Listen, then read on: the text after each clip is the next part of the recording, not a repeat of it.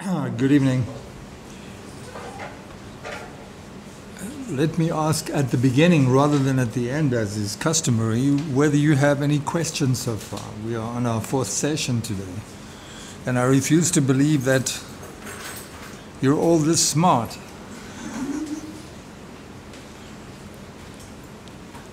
Is there anything that somebody would like clarified before we carry on, or?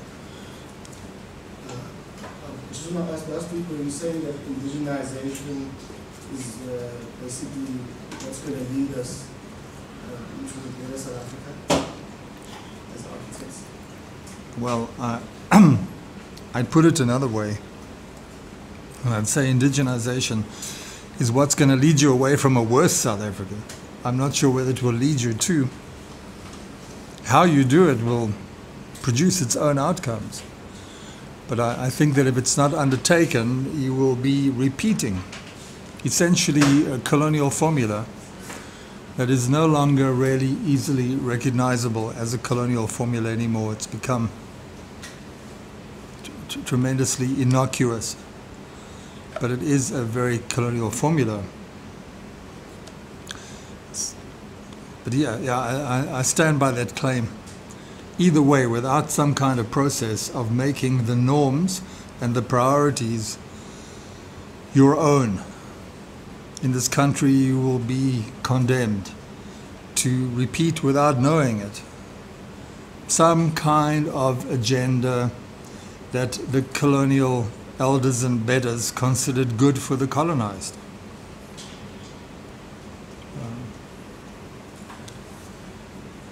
Anyone else have any questions?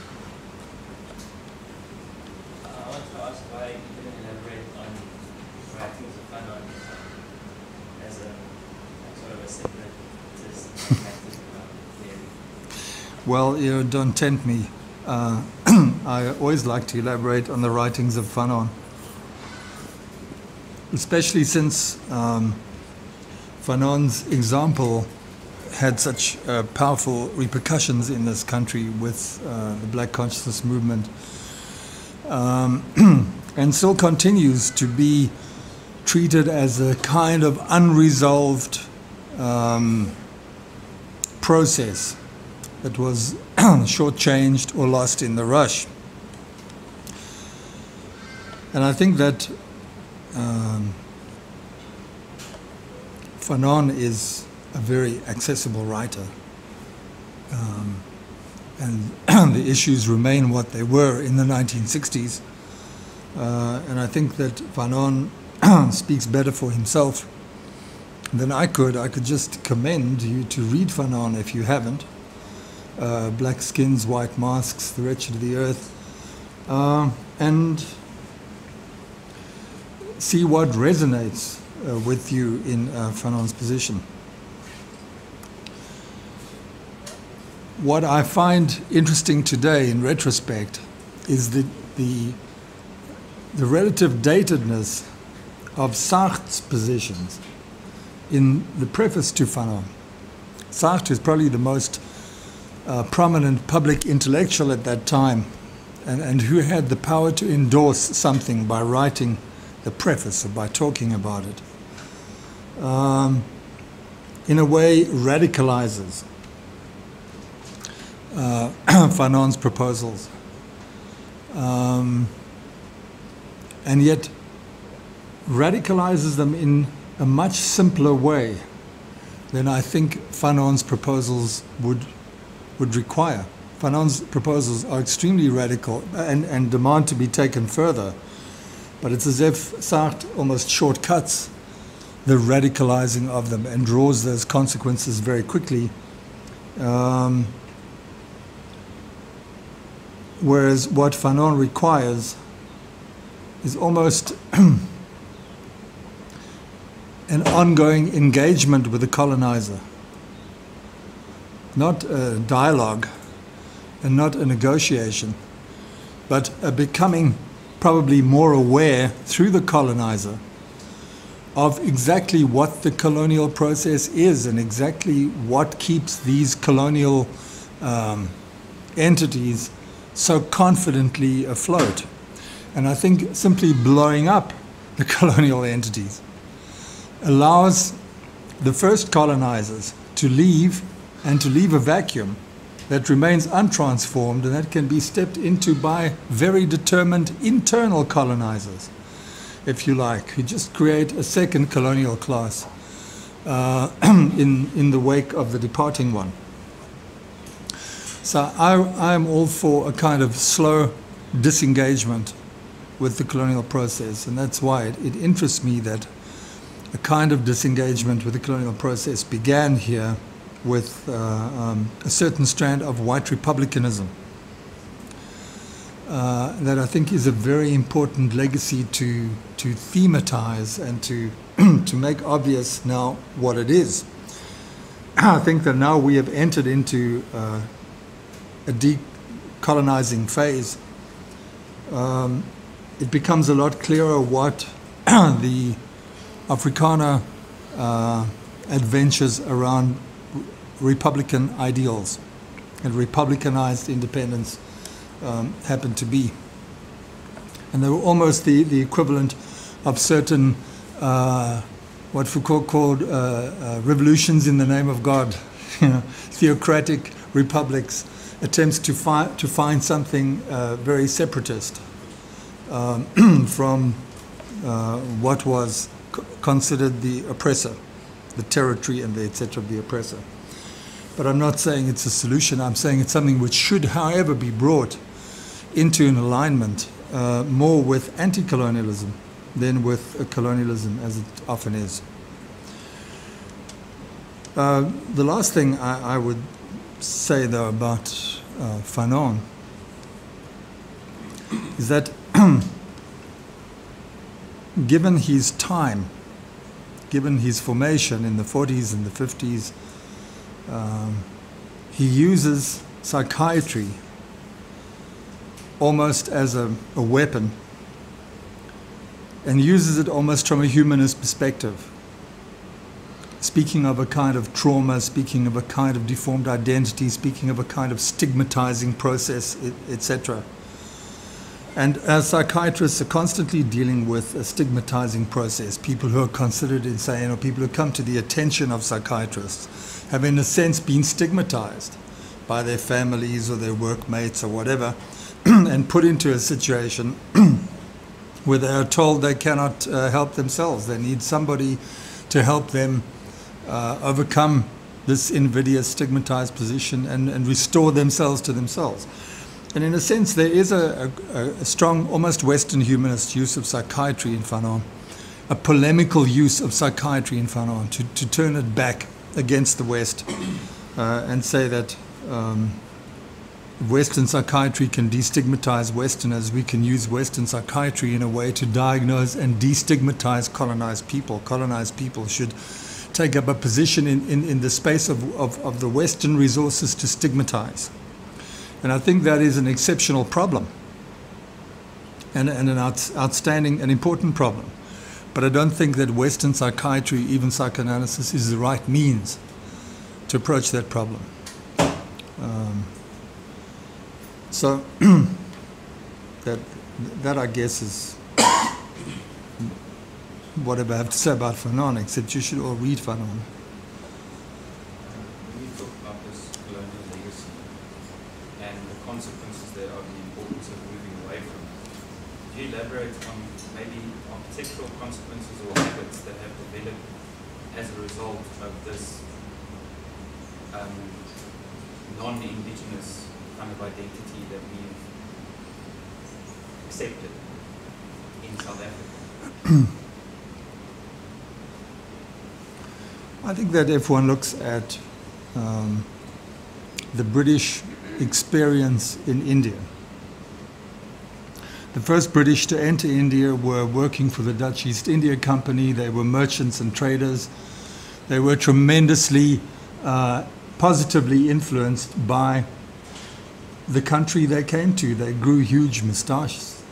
They took on 9 wives, rode around on elephants, suggested that their British women wear saris, bathed in the river, became fluent in the language, and undertook in a way, a very non-patronizing, very open-minded type of scholarship for the time,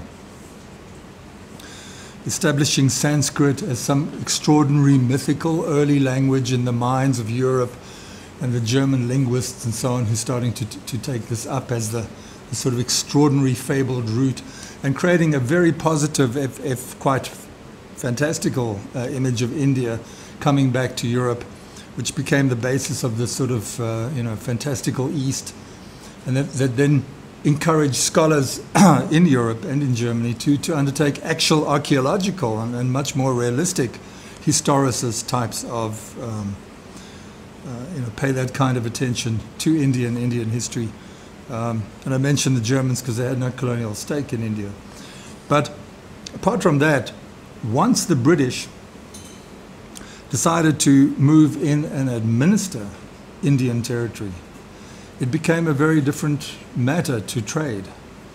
And at that point, they started to bring a kind of, you could say, early Victorian Britishness with them, a little piece of England in the houses and in the customs and in the obsession with sport.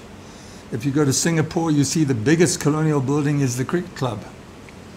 There was even a yacht club in the middle of the desert, because having an interest in yachts was something the British were supposed to do.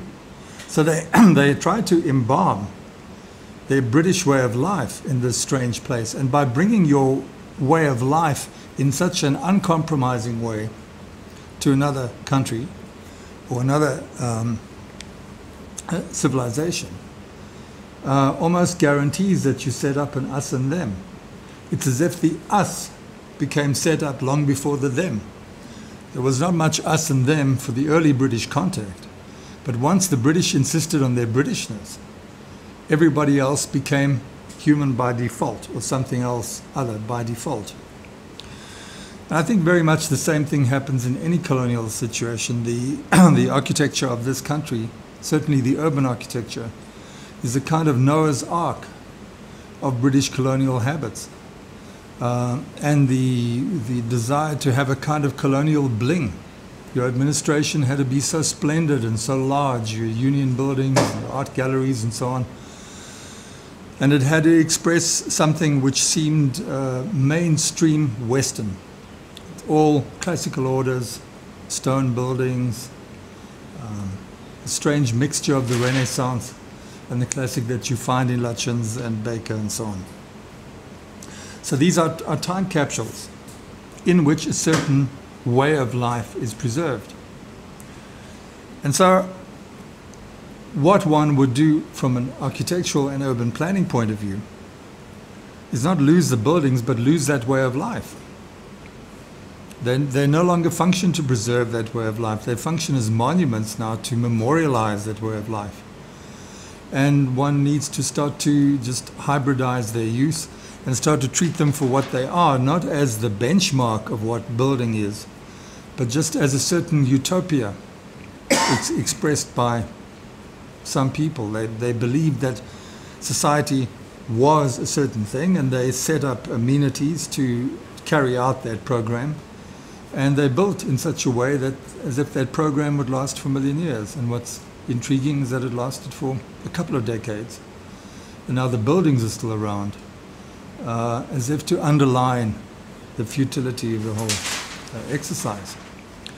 What bothers me more than, say, lifestyle or stylistic colonialism is something that makes, say, Americans today perfectly unaware that they rest on a genocide. It is not an obviously stylized way of life. It is a form rather than a content. And that form is the liberal democratic individual, the society based on rights. Now, there's of course nothing wrong with rights. And you notice pretty quickly if rights went out of society, it would be, Thomas Hobbes' war of all against all. But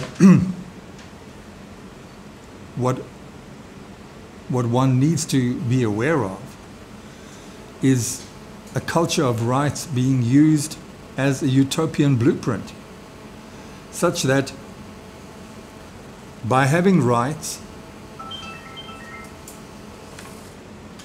I don't determine the content or the aims of your life. I cannot prescribe what you should do with your life. Even if your aim is to just fritter your life away. You have the right to fritter your life away because you own your life. You have the right to dispose of your time and your life as you like. But I should uphold your right to fritter your life away. I shouldn't say because you're frittering your life away, I take away your rights. Send you to a psychiatrist or whatever. I should say that the system upholds your freedom by giving you rights, but never talking about the use to which those rights are put. Now, that seems like an ideal system. And what is ideal about it, or interesting about it, as an experiment, as a Western experiment, is that it is content blind. It is deliberately content blind. When you see images of justice as a woman with her eyes, blindfolded and being impartial about the scales, she is more or less saying, I'm not going to look at the content of what you do with your freedom.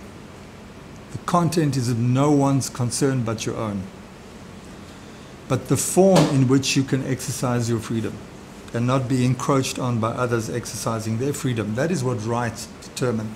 And I'm going to uphold that form as a neutral form, and anybody has access to that form, and everybody has access to that form. Now, it's a very good thing, and we should all have a culture of rights as a baseline, just as we should all have a screwdriver or a pocket knife or a pliers somewhere in the kitchen, or a spare light bulb. It's a very important thing for society to have. But it is not sufficient, because anything that looks like a cultural expression falls on the side of content, not form.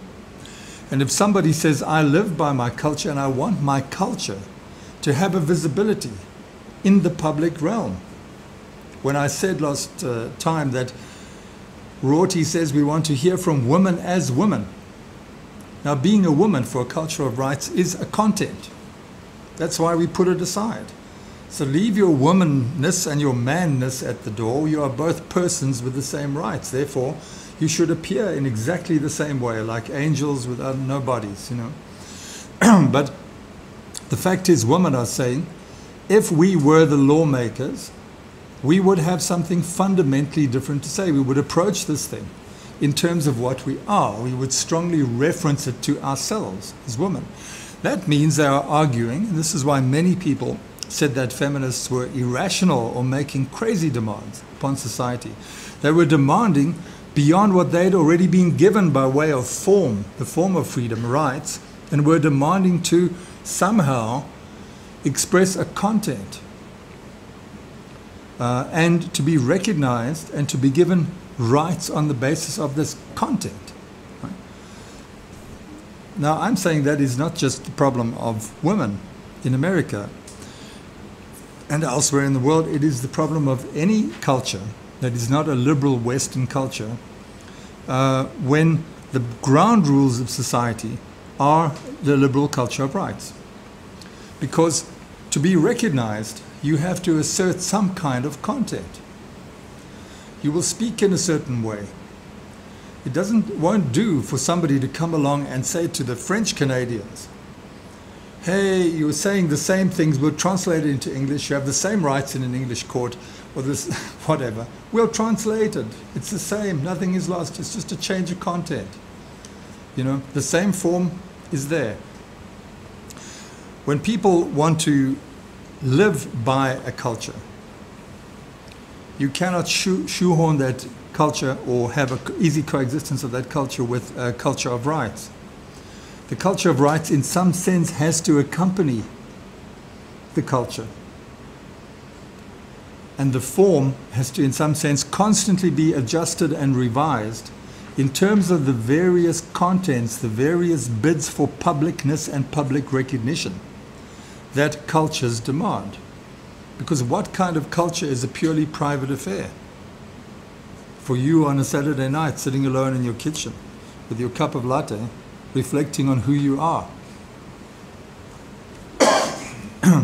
Therefore, in a formerly colonized situation, where what had been obliterated was any form of traditional and cultural expression, and what had been systematically unrecognized was culture and content, the content of what people did, how they did things.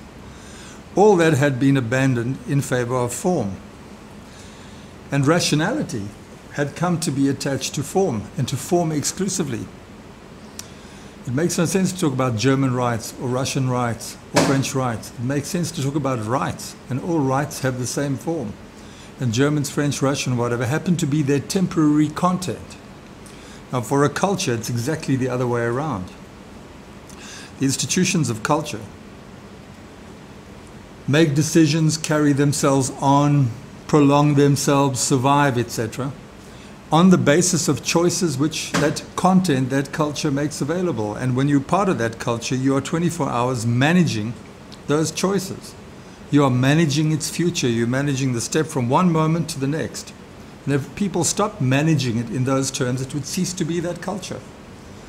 If tomorrow, on the stroke of midnight, everybody gets up who happens to be Bedouin and says, well, we're sick of this Bedouin thing, no one gives a damn about Bedouin culture.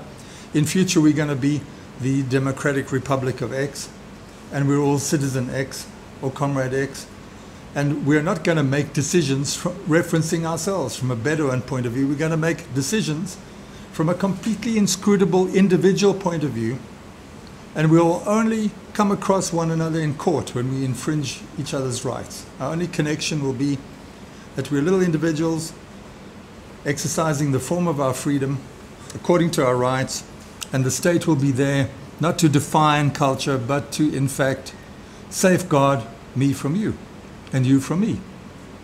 If I do something to you, the state must take me to court. If you do something to me, violate my rights, the state must take you to court. So if that decision was made, that culture that made the decision would undergo a total transition. It would cease to be an anything at the level of content and would commit its future or transact all of its hopes for the future, and its continuity would consist of fiddling with rights, where previously it consisted of fiddling with content and identity. Now, what I'm describing is not some alarming event in Bedouin culture. This is exactly what the European Enlightenment was. It was a decision, or seemed to be a decision, taken at some point to have a society without cultural content. To simply have a society based on the state upholding one's rights and based on the trading activities of individuals. And that's it. Those are the only institutions you want. The market and the state are institutions which are completely neutral with respect to content. You can be a player in the market irrespective of your background. You can be a Tanzanian saint or a Welsh mass murderer and still make a lot of money in the market. You can even be Donald Trump and make a lot of money in the market. Okay? Donald Trump as a content is a very interesting thing. Donald Trump as a citizen is just a rich guy who could be replaced by any other. But he insisted on trying to articulate his content on The Apprentice. So now the Enlightenment simply says we don't need any substantial identity. We can pursue our identity in the privacy of our own homes. We can, in fact, keep society together, not as the unity of a culture, a language, a background, allegiance, belief, anything else, experience, memory. We can keep society together on the basis purely of form, the form of rights. And we have an institution to administer rights, which is the state and the law, and we have an institution which arises from our rights to property, and that is the market, and we go and trade. And even if my only property is my body and my time, I go and work for you. So I'm trading that for money, etc. So we have two very specific institutions, the modern state and the market, completely adapted to form and completely indifferent to content. And in fact, when, as in the case of women, or in the case of ethnic minorities, for example, you are seen to have less of an opportunity or less access to the market, or you seem to have less rights or less vigorously upheld rights by the state. If people can do things to you and the police never come, but from the rich neighborhood the police always come in 5 minutes, then you seek to redress that, not by falling back on your culture. You redress that by getting a lawyer and getting more rights. So in other words, you move further away from culture. The more you're discriminated against, the closer you move towards the culture, towards the culture of rights, or the form of rights, which in fact is the thing discriminating against you. So it is an extremely subtle process, and I'm talking about it at length now, which I shouldn't do, because we have covered it in a way, but I want to just bring home to you something which you may be in a better position to appreciate now, and that is the absolute strangeness of why at a certain time American society and French society, and then like a chain reaction, every other society could gather revolutionary strength to fight a war of independence on the basis of nationalism. We Americans are not going to obey King George, pay him taxes or anything else. We are not British, we are something else. So on the basis of a nationalist sentiment, it's been possible to mobilize enormous amounts of, mobilize entire societies, and to create a sense of a community, of a virtual community among people who perhaps didn't care much about each other in that way when they were all British subjects in the American colony. Remember, America is the most successful third world revolution in history. And here they are suddenly launching some kind of discussion amongst themselves and doing certain deeds which allow them to have a sense that they have redrawn and are constantly drawing better and better, more and more exact lines around themselves as a society, distinct from the British. And then they fight a series of wars. They win those wars. And almost immediately, they set up a constitution. They set up a kind of very republican framework for themselves. They set up a very modernistic framework for themselves. If you look at the American Constitution, it comes almost off the pages of the philosophers of the Enlightenment. You can recognize Locke, and you can recognize Hume, and you can recognize almost everybody in the American Constitution. It's an ultra-modernistic. It's as if today you decide to rebel and you're going to secede from Pretoria and you're going to set up your own Orania somewhere there, and it won't be Orania, it will be some other color, easier to spell and pronounce for foreigners. And you secede, and then you decide, well, you're going to use the most advanced thinkers of the day. You're going to use Rorty and Zizek and Latour, or whatever, to write your constitution. That's really saying something. And the American Constitution was an incredibly futuristic document. And it combined two very interesting strands. It combined a kind of New Age mysticism at that time, based on the Masons and based on the Rosicrucians and based on these extraordinary things, which you still see on the dollar bill and the eye of God above the pyramid, and the whole extraordinary symbology within the American Constitution, as if they wanted to make this thing out of terms which were mystical rather than religious, because the religions in the old world were all associated 100% with the state and with the kings.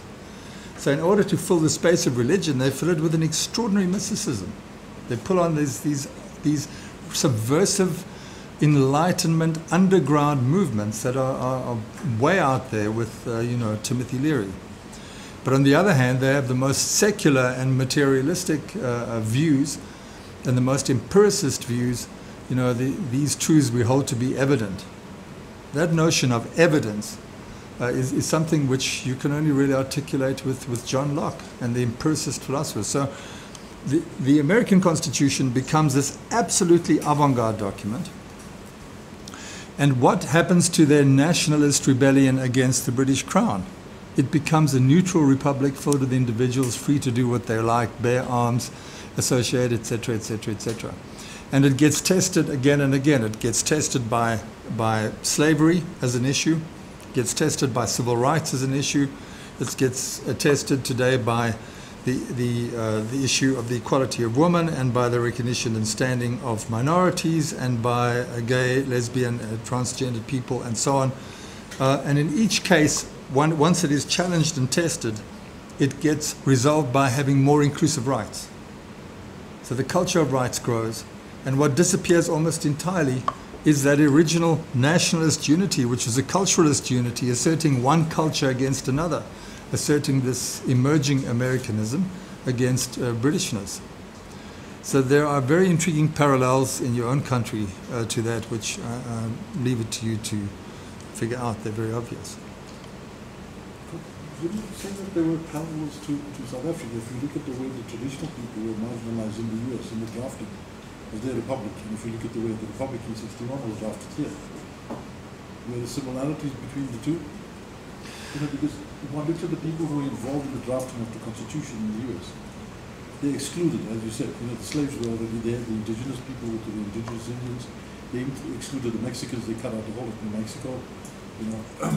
So it was a very clever drafting of their constitution, pretty similar to the one we had in 61. Unlike the French, which was all French. Well, even that was a very problematic unity, because it took language reform. In France, it took disqualifying dialects, it took a certain commercial centralization, it took the ascendancy of Paris as the city of financing and credit and so on, to actually talk about the French.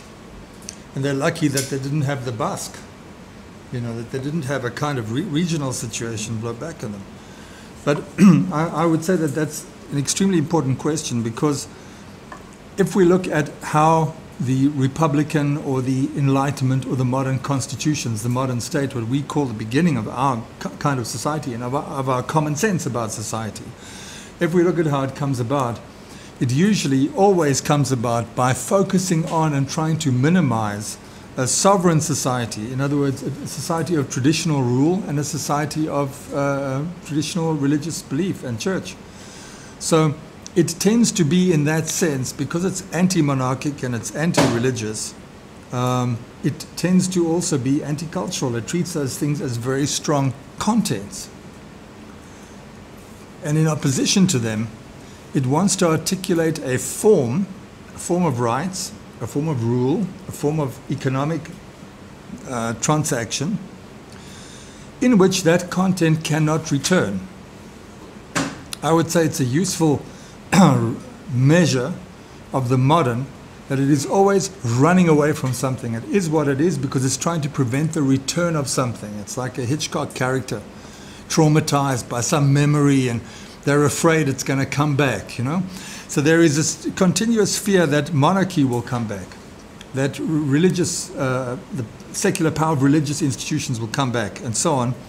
And so they're kind of living in constant fear of some Caligula type of king and some kind of Christian-driven Sharia law. And these things are like constant bogeys and sort of fear factors for these societies, and the barrier that they erect against them is rights, the culture of rights. They're saying in a culture of rights that won't happen. No one in a democracy is going to vote for themselves to be put under a king, etc. Nobody is going to accept that somebody else's religion could be imposed on them by a popular mandate. And so you have various accommodations to prevent these cultural contents from coming back. So because the Enlightenment treats what it's getting away from as a cultural content, it's very easy for it to treat the people it wants to oppress and deny rights to as a cultural content, because the Enlightenment is designed to deny rights to cultural content.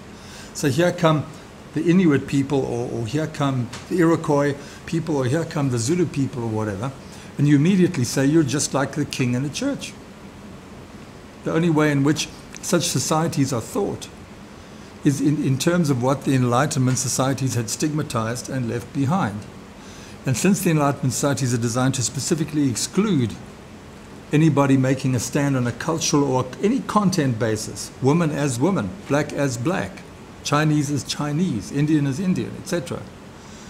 Since the culture of rights is designed to exclude that, colonialism is just on the cards, and genocide is just on the cards. Because if I can't if you are stubbornly cultural, and I cannot find a place for you in my society, I must genocide you. You must vanish, because you cannot be a rule-governed player in this society. You cannot both have rights and recognition in our society as an individual and still reference all of that to culture. So if you're lucky, I'll put you in a reserve, in a mini society like Botswana, or the Pueblo reserves, or Central Australia, for whoever's left there, Or I will do to you what I did to the priests and the kings and the nobles, who also asserted their presence in society on the basis of content. What could be more content? I'm the son of so-and-so and so-and-so and so-and-so. You read your Dan Brown, going back to the Grail, and such and such. Well, I'm sorry, there's no place for you. It's not a matter of just standing outside innocently like you two potential smokers, candidate smokers. It is a matter of, I must eliminate you from society altogether. You must not return. You're like Hamlet's ghost. So, genocide becomes the method of choice for dealing with culture. And once you have killed many kings and nobles, and the streets have run with their blood, and you've ceremonialized this elimination of the content from your society, you then carry on very happily.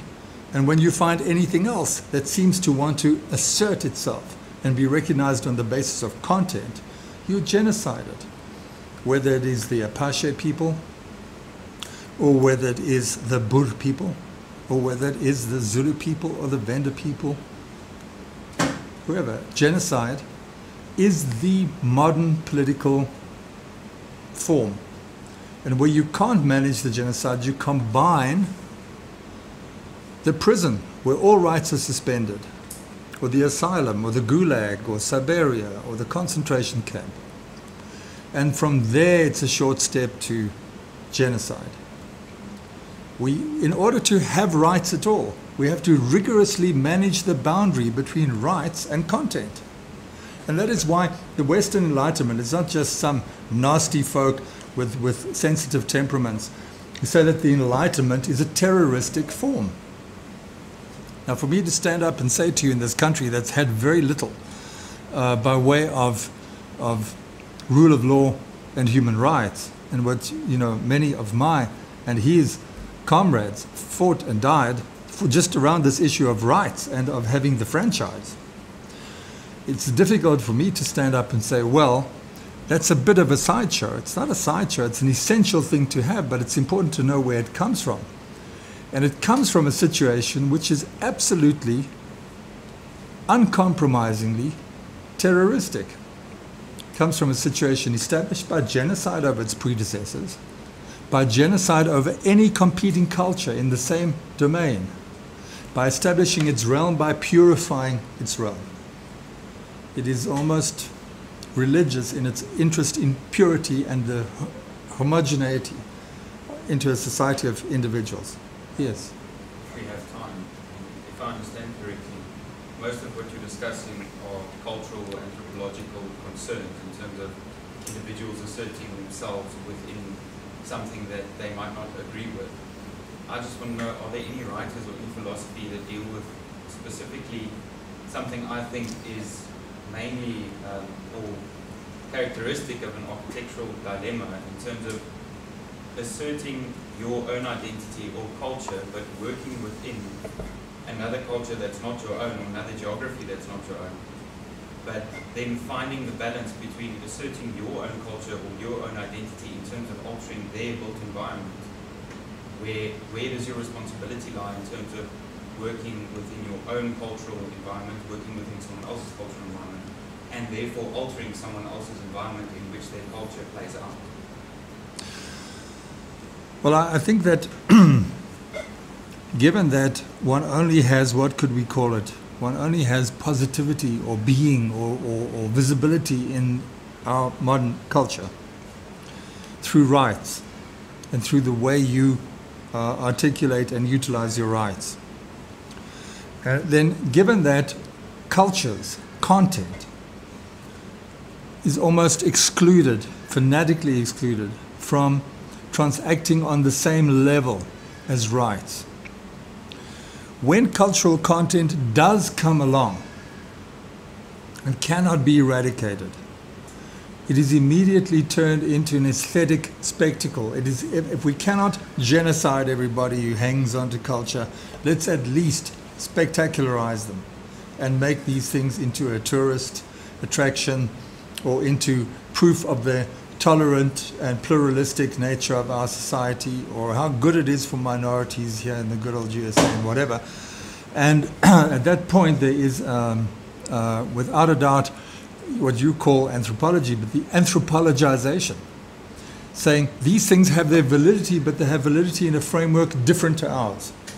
So that's almost a liberal view. Rather than just shoot everyone different to you, you say put them in a zoo and make their natural environment in the zoo as close to what panda bears in the wild can have. You know, lots of bamboo. So now we put our cultures in a ghetto and we ghettoize cultures and say, you know, it's very good propaganda for our society is we have all these quaint cultures and look how tolerant we are. Basically, we didn't genocide everyone, couldn't have been us. We're very tolerant because look here, we let these guys go to church, we even let them build a mosque, we even let them build a this, etc., etc. How amazing, but it's us and them. Whereas what one would want is a situation where you have a culture of rights available to everyone and everybody is quite happy to speak of us without them. We're very far from that position of solidarity where we can have difference on a content level and not patronize it. Say, oh, how interesting, or how groovy. I got those groovy Zulu earrings. I don't know how to wear those things, man. Yeah. The exoticization of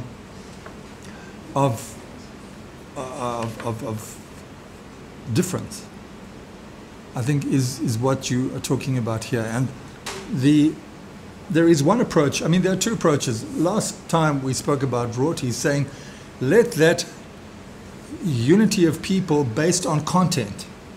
We are women and believe woman is a content. Woman is not just an incidental adjective to person.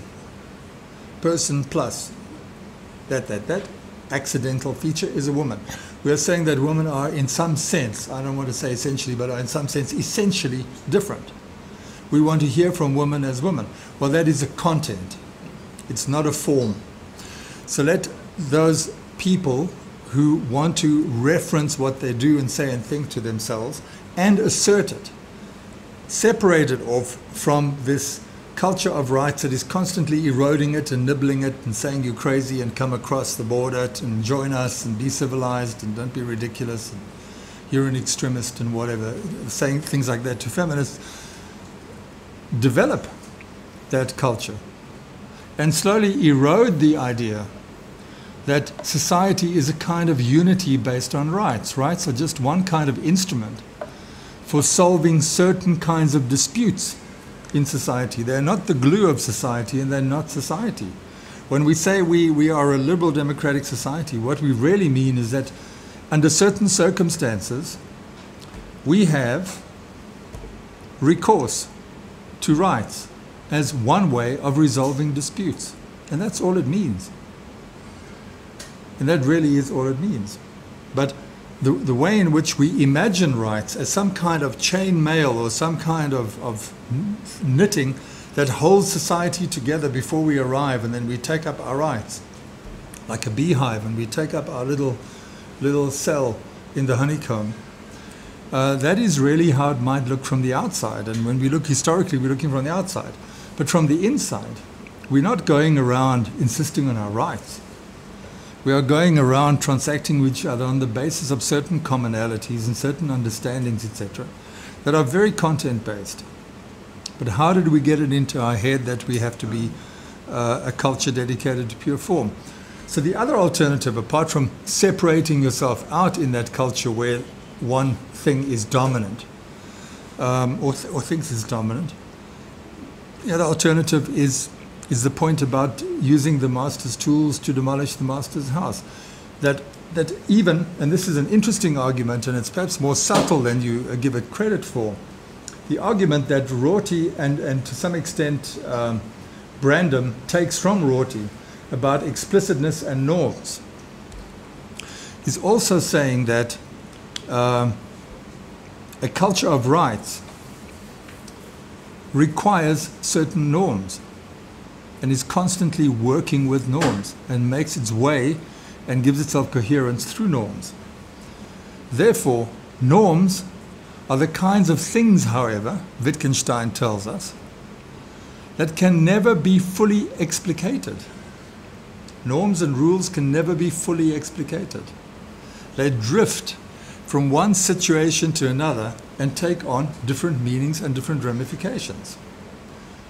Right. So having said that, and following on this, the Springs article of last Tuesday, then we'd have to say that thanks to Wittgenstein, Rorty, today Bob Brandom, we understand that a culture of rights does not just consist of individuals and institutions which endow them with rights and uphold their rights, but that for those things to even exist and hang together, it also has to make use of a set of implicit norms. They underlie language, they underlie all kinds of things. But given that norms can never be completely explicated, given that norms sort of drift, do you know if you sometimes look in the dictionary and you say norm, see consensual rule, and then you look up consensual rule, see norm. Can you imagine a dictionary in which every word doesn't have its meaning this equals that, but every word refers you to another one, and this one refers you to a third one, and a fourth one, and a fifth one, and eventually you come around in a spiral to there. Well, that's actually how norms hang together in a society. And norms change dramatically what they are and can be in a context. And sometimes a norm is perfectly literal and somebody drifts it around in the context. It functions as an analogy or a metaphor and it shocks everybody, but it's the same norm. So given that norms cannot be comprehensively explicated and rules can never be fully unpacked, we can say that the difference between a cultural, content-based society is one that gives a certain thickness, accepts a certain thickness and opacity and almost a mysterious depth to its norms. Whereas a liberal democratic society believes it can explicate norms radically in terms of the individual and in terms of its institutions. It's simple. In terms of the individual, what do you mean by this rule? I mean what I intend by it. I'm doing something and I'm using it, and therefore that is the standard use. So that's how individuals explicate norms. On the other hand, institutions, such as Supreme Courts, pass rulings and come to a consensus about what certain norms mean. So institutions feel they have the power to refine norms, and individuals feel they have the power to use norms, no pun intended, in a normative way, in an explicated way. And there's a constant drift to explication. But here, in a society based on content, it's the same norms, but the norms are regarded by the members of that society as instruments they use constantly to get by from one second to the other. They don't believe there's a viewpoint in the individual or in institutions outside that society from which they can attain ultimate clarity about norms. So I would say traditional or content-based societies are societies that accept a certain richness and ambiguity and open-endedness, open-ended texture of norms. Whereas a liberal democratic society is a utopian society that believes it can dramatically explicate norms. It can capture them in an ideal language of law or of logic or whatever, and clarify and purify them and apply them in a very structured type of action. So in that context, a warfare goes on because this society doesn't exist up here, it thinks it's up here. This society is swimming in here, using its norms, its liberal democratic way. You're in that society, asserting content, using these norms in a non-liberal democratic way, but it's the same norms. And the question in using the master's tools to dismantle the master's house is this: can you be innovative enough to cause the norms used by the society you're in, which you can take as written is a modernist society, anywhere on the globe, or a modernist aspiring society, can you be inventive enough to use those norms to subvert the purposes, intentions, and visions of the people who put them there? Is there leeway to seize and use those norms, not set them up in your own parallel institutions or your own parallel individuality, but to simply twist those norms in such a way that they became less available to the people who think they're transparent? Is it possible to hit the mlungu with his own stick? So that would be, I think, the answer to your architectural question. Most of your work would be on identifying what the explicit norms are in that architecture or that urban planning, etc. And that's easy because if you're a university student, you've been fed nothing but norms. It's like making pate. You have this big norm grinder, like the funnel of Nuremberg, and then you are tortured by having everything stripped down to its normative profile. Remember, every modern society treats its children as its utopian future, and therefore treats its educational institutions as absolute utopias. You find the expression of a society's utopia in its educational policy. Maybe not written up some way, but in the way it is carried out, in what education believes it is. That is the purest expression of a society's utopia. And the most utopian expression of knowledge, especially you who are big enough to have like big, adult knowledge, is that it believes that even the arts or morality or aesthetic experience or religious experience, anything, can be subject to a norm. Look at how psychology expressed everything that went on in humans in terms of a small set of functions and norms, and clarified religion as hallucination or as insufficiently grounded belief or whatever. So that it believes it can take every norm and give it a perfectly clarified expression. So when you go to a university, you're going to a utopia of modern society where everything is presented to you as norms. And so you learn everything according to its normative profile. And so you come out of university seeing architecture with new eyes because you're seeing it with a highly modernistic, highly normative framework that you think is purified. Your job is now to pervert that. Your job is to impurify that, realizing that these norms have always been impure. And that the idea that you can drag them up here and clarify them in the person and clarify them in institutions or clarify them against nature is a utopia. And it's a story told to kids. We actually don't know what a building can do. We don't know what a city can be. We don't know what a human thought or action or practice can be. We have no idea. But we pretend we do because we take little bits of recent history, we chop it into a normative profile, like egg salad, and then you get it. And then you think you're very clever because you can identify late Baroque style or the Rococo or the typical charm of the whatever. So then once you stop being norm-struck, the good thing you get from your education is not clarity, but a crash course of norms. And then your job is to be like some kind of perverse leopard and drag all those norms back to where they actually are in terms of the actual forms of life within the culture you're in and how people use them. And you'll find they become extremely ambiguous. Okay. I'll give you one last example. You're all sitting here very confused. You're listening to things which you think come from philosophy. And you're quite correct. Yes, we have been speaking within the terms of philosophy. philosophers are very sly. For 3,000 years in the West, at least, they've distinguished themselves by digging out the norm from the living flesh of any dispute. Socrates says, but what is justice? Oh, it's what the judges do. No, they could have it wrong. It's what so-and-so does. No, they could have it wrong, etc. Where is the idea of justice?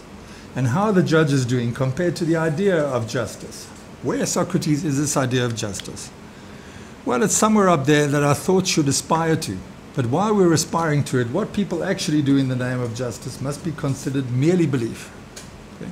In other words, philosophers are very good at extracting norms. Right? Read Plato, you'll see a perfect normative vision of an ideal society.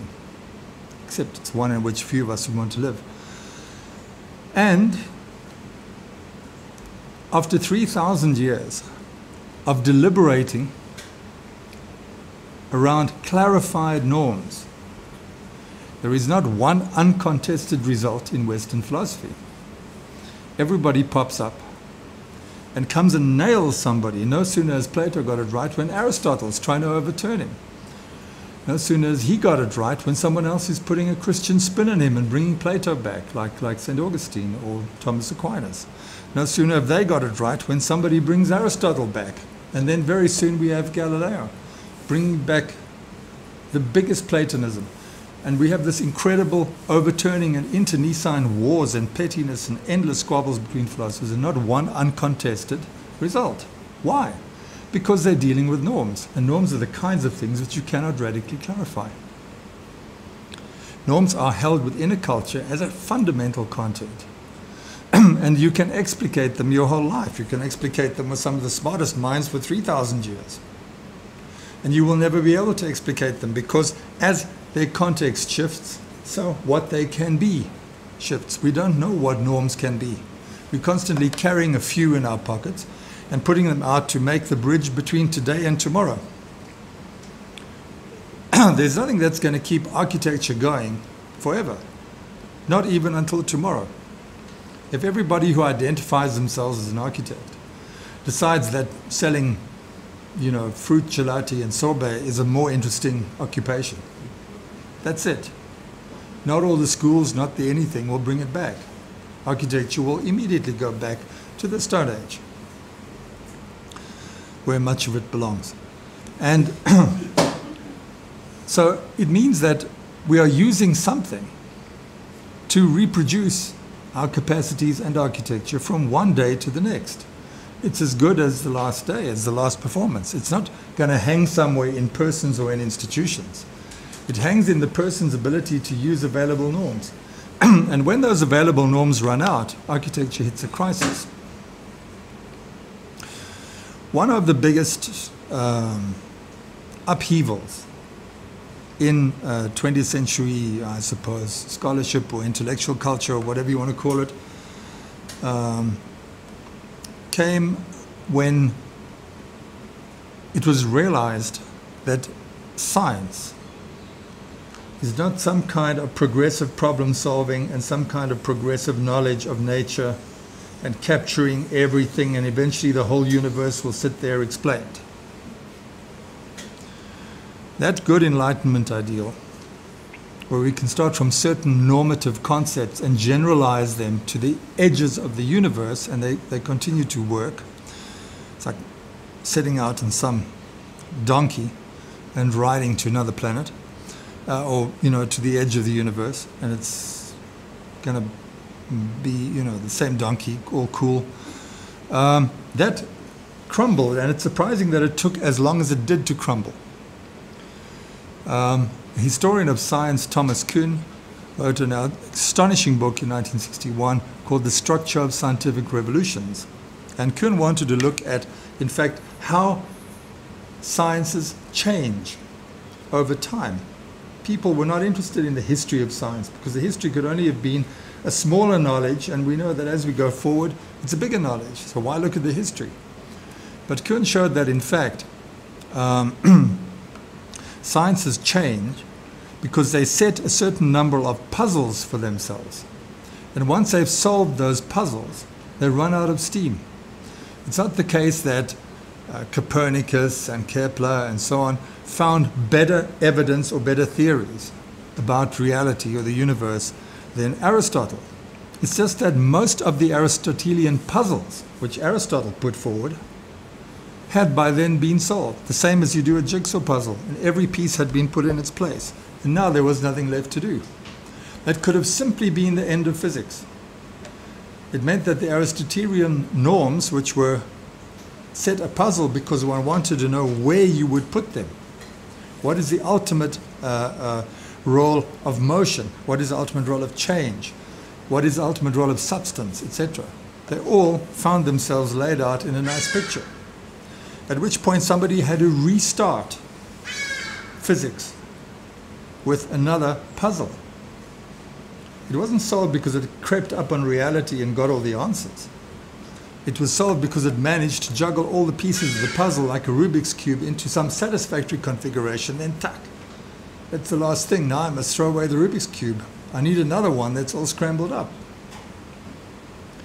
So that view, which became tremendously influential and had an impact on almost everybody that you read today, of science not as a progressive approximation to knowledge of reality or stronger and stronger concepts, but simply pottering around within a certain set of issues.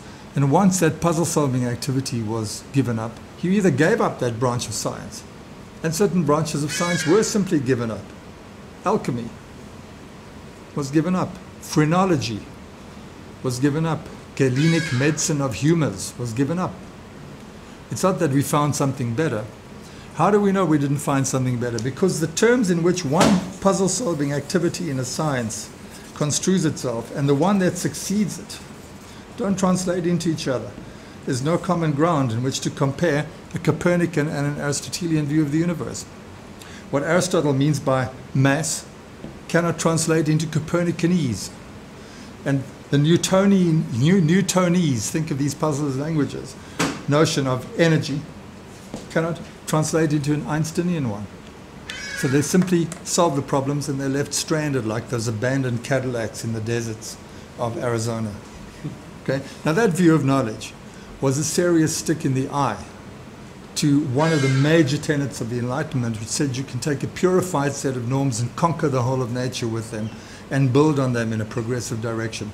Science became far more like a series of ensuing catastrophes of civilizations which rise up and then dissolve, or faction fights within a Ku Klux Klan movement or some Southern Baptist church. So with that in place, the dreaded relativism, it was a short step for people to say, what is the other big assumption of the Enlightenment? And the other big assumption of the Enlightenment is a thing called, who can guess it? If you can guess it, I'll buy you a cup of coffee. Not that I buy coffee here, actually, but I'll induce a cup of coffee for you. What is the other big Enlightenment assumption? If the idea of nature and knowledge no longer holds, what is the other big dogma of the Enlightenment? Nature is one. Let's give it a tree. What is the other big dogma that we think exists and doesn't exist? Okay, what are the big dogmas of the Enlightenment? How are you going to get round the modern if you don't know what's in it? Society. Society. Everything in the modern is done in the name of society. Society is believed to be this thing which exists and which can explain its institutions and can explain what people do and can explain conflict. It can explain membership. Society is this overarching thing. It is supposed to be there in some sense, and then we go there. It's like a holiday resort, Club Med. We go there and we take up our positions in it temporarily, and some of us sit and chill, and others murder their neighbors, and others try and seduce the neighbor, and some try to cheat the waiter. And all these things happen where? At Club Med, in other words, in society. But society is really a whole which is smaller than the sum of its parts. What happens if we agree with Margaret Thatcher, there's no such thing as society? She said that because she believed there were just a whole lot of free individuals batting each other's brains out in the market. But we can endorse the view, if not for the same reasons, that society does not exist. To say something is explained because society is this way, society is that way, is simply to mistake a shadow, or simply to mistake a point of view on human practice for the content of human practice. If I'm outside of human practice, when are we mainly outside of human practice? When we're historians. When you reflect on your own past. How many of you have these bad conscience? And where do you get a bad conscience? Not by thinking about now, and not by thinking about the future. You have the most outrageous fantasies about the future, and you feel no bad conscience for them. But you think about the past, and you say, oh, I'm so embarrassed. I said such and such, and I really shouldn't have. That was incredibly insensitive. Or I might go home tonight and say, I bored this entire class. They came here, they watched, gave up watching Seven Delan, The Wild, reruns of Isidingo, whatever, for this. Why? Now, why am I not, while I'm making the mistake? Why am I not stopping myself? Right? Simply because I'm doing this talk, and you are doing the listening to it, and we are doing this thing together, and what it is from one second to another, what we're all doing in here. But the minute it's passed, and I reflect on it from the outside, because I'm somewhere here, and I'm looking on the last 6 hours, I'm looking at it from the outside. I have no handle on doing it. I'm not doing it any longer. I look back on it, and it takes on certain unities in a certain idealized form, in a certain purity, and I say, how am I going to recur? What a screw up. So now, how do we take the lesson from that? When we talk about something like society, we have somehow got ourselves into the unhandy position of looking to the sum of our practices and the sum of our participations from the outside. But when we jump in and do this from the inside, we don't theorize it, we simply do. And we do it this way and we do it that way, and we improvise it from one second to the next. And we create society, we create the world and our reality from one second to the next. But the minute we get in a position to look at it from the outside and looking back on something, looking historically is usually the way in which we get outside our deeds. It appears to us to be subject to exaggerated norms and demands, and we usually find ourselves having fallen short of the opportunities implicit in the situation. Not realizing that if we hadn't succeeded, we wouldn't have got from there to here. We are here looking back on it because we got from there to there. It was a great success. We're here. Something's only a failure if you're not here tomorrow. If you don't know how to talk tomorrow, if you cannot think tomorrow, if you cannot behave in a good way to people tomorrow, if you cannot feel dissatisfaction tomorrow, then you haven't got from there to there. No. So, there are two perspectives, and it goes back to our point about content-based societies.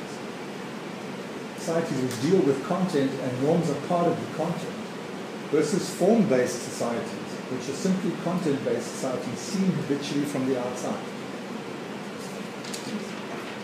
This is why sociology, which tries to get a picture of society as such, is a perfect outside discipline and therefore perfectly useless.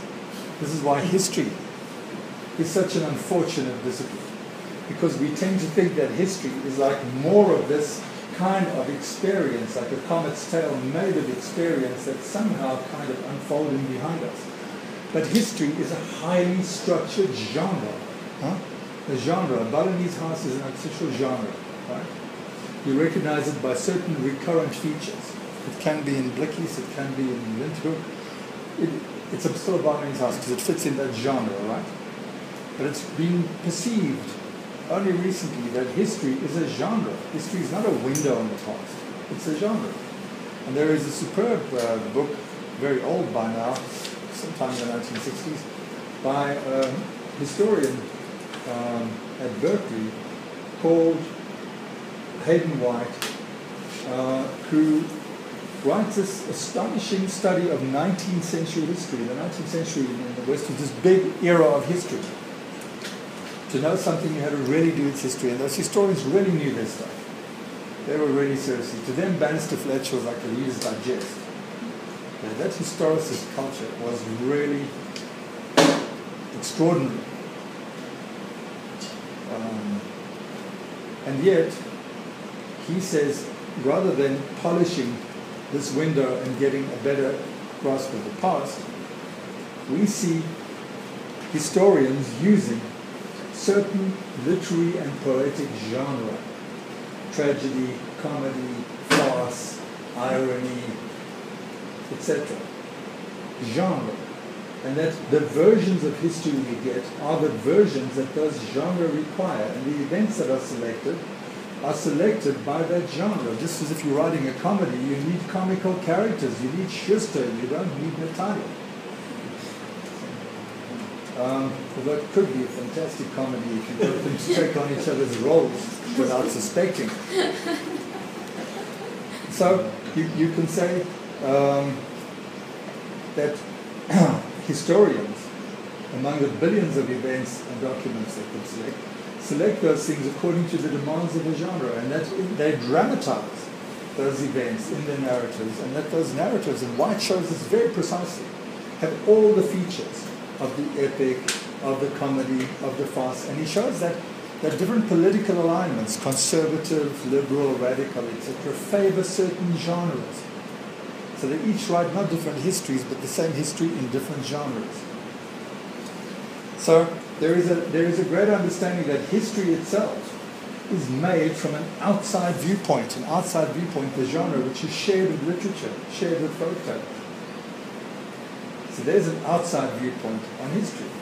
But history, in fact, seems to be the place where we critically examine our norms. And then what are we doing? We're actually reflecting our present society in terms of its favorite genre.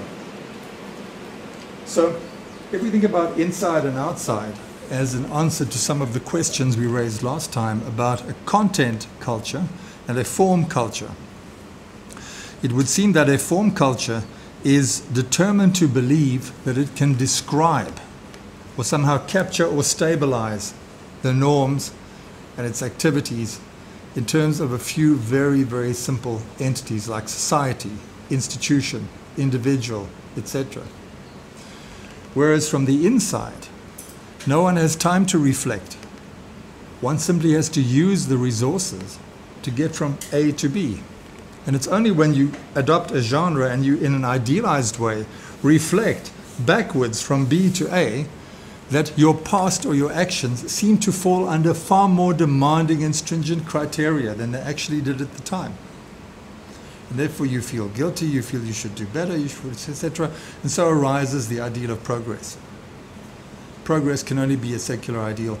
Rather than perfection, which is a religious ideal, progress can only be a secular ideal in a society able to examine itself from the outside.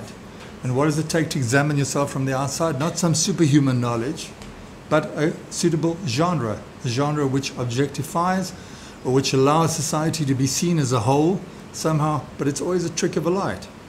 Because that same genre can allow you to believe in Noddy, Big Ears, Lieve Hexie, who are those two I like so much? Mario and Gato, Geppetto. You know, Pinocchio sees this guy coming along, prepare to meet your maker, and he runs off in panic. Geppetto is coming, Geppetto is coming. So that's perfectly acceptable within the rules of a genre. You cannot make a joke without a certain genre. We are hanging on narratives only on condition that we try to reflect on our norms and give them a clarified, final, frozen identity. But when we are doing things, when we are in the society, when we're actually alive, the whole, what we see when we do this outside reflection, is always smaller than the sum of the parts. We are looking at threads, we are looking at how things, we have a totally different solution. We must find and have to force on us a totally different solution of how things hang together. They don't hang together because they're resting on the underlying substance called nature. And they don't hang together because they're allocated a space and a role within this pre-existing thing called society. If there's no nature and no society, then what is the mode of existence of ourselves, what we do, what we think about, what we believe in, we remember? What is it? It has to be made. It threads its way through time and even creates different times, and has whatever identity it has without society and some underlying thing. So that would be the task that we would need going forward if we reject the two big dogmas of modernity. And that is the idea that there's something called society which has a particular nature which we can tweak and tamper and modify and improve and know. We reject the idea of a knowability, and with that all the human sciences. And if we reject the idea of nature as an underlying, enduring something. You might think that the Dolomite rocks under this thing have a better life and are more substantial than the coffee cup. After all, this is gone tomorrow, and these rocks are there from time immemorial. But the rocks have no resources to prevent the entropy that is causing their radioactive decay and the shedding of various things, so that eventually they will crumble. Whereas coffee cups have factories and designers and investors to bring back coffee cups tomorrow. So the coffee cup is much more permanent than the rock underneath you. So when we think about substance or nature or whatever, we think of a super rock, which holds everything together at some bottom level. But the poor bottom level, if there were such a thing as substance, it would be so isolated, it would be in constant jeopardy and decay, because there's nothing to prop it up. This thing can reproduce itself as long as we need coffee cups. Coffee cups will outlive the universe if the need applies.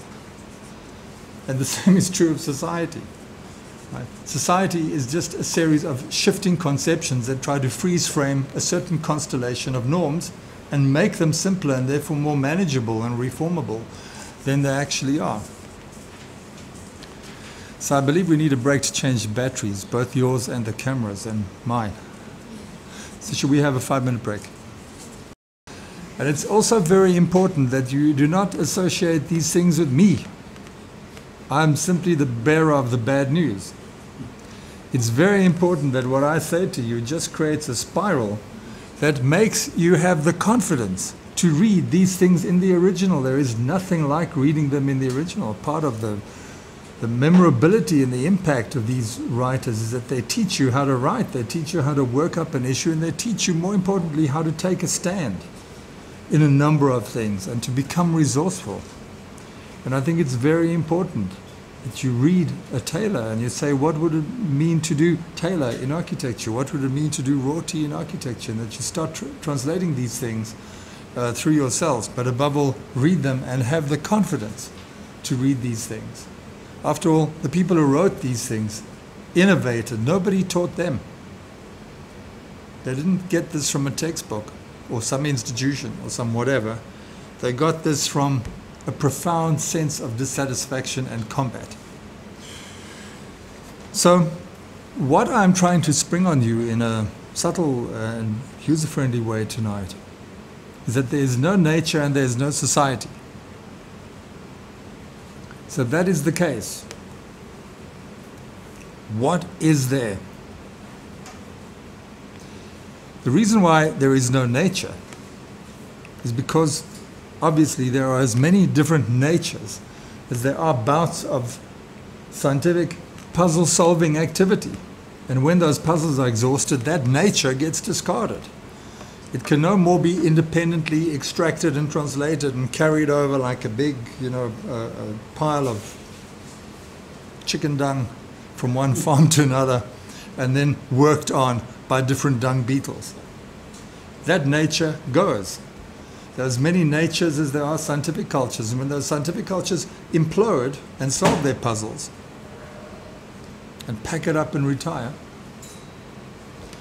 then you're starting again with this fiction of nature, a fiction of some sort of object that corresponds to science, immediately corresponds to science. On the other hand, there is no such thing as society. It took a little while longer than Thomas Kuhn's resounding demonstration that there is no nature and that science is not some approximation to nature, but that it's a very different kind of activity. It took a little longer to recognize that there is no society.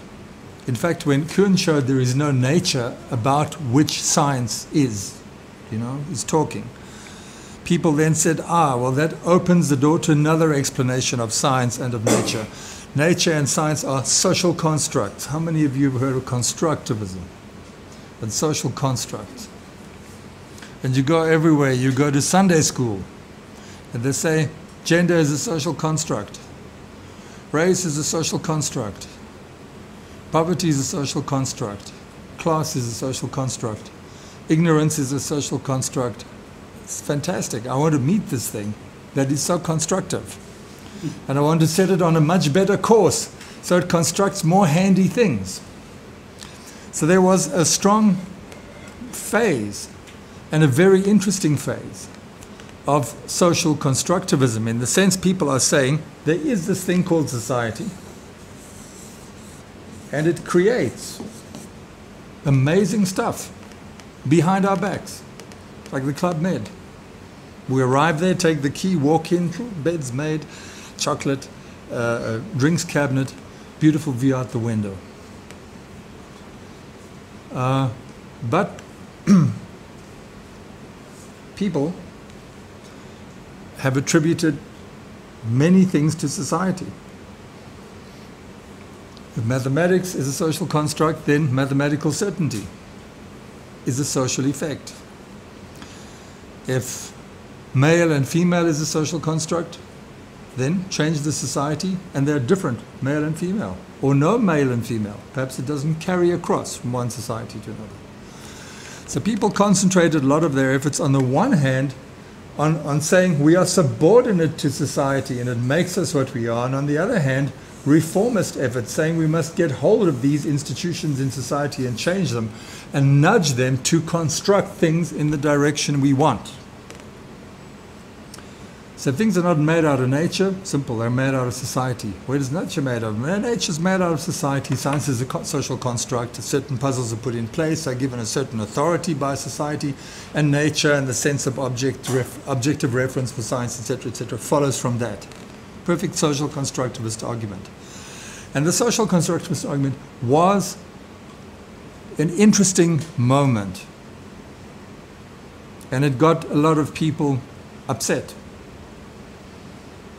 Good old realists who believed there was something there said nature can't be a construct, male and female can't be a construct, etc. Everyone was accusing the constructivists of relativism, and there was a huge thing called the science wars and the culture wars, whatever, sometime in the 80s, among the chattering classes. And constructivism was the villain, which made it seem extremely interesting. Now, to give you some idea and to give you a very quick sort of toy version of how a mainstream social constructivist argument might work. Fairly recently, a great anthropologist, a great modernist anthropologist called Mary Douglas, took on the issue of studying things like purity and impurity, and how social danger or threats to society are always construed through the model of impurity, and how recovery from danger and recovery from threats to society or to damage inflicted on society always takes the form of rituals or processes of purification. But after that, she wrote an astonishing book called Natural Symbols. And in this book, she put forward a mainstream social constructivist view. Anthropology is a great laboratory of social constructivism, because anthropologists tend to believe that in the society, in the way people associate in their social relations, is the key to what they are.